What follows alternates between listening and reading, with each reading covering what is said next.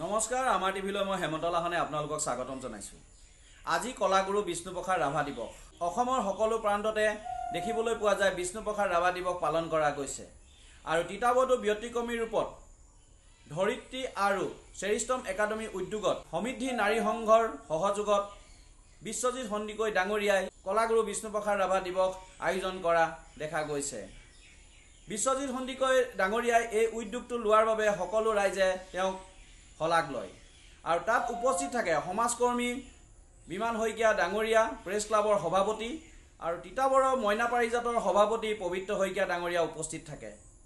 লতাশিল প্ৰথমগৰাকী বিহুৱতী অসমৰ অমি সন্দিকৈ বাইদেউ দেখা গৈছিল তাত উপস্থিত থকা।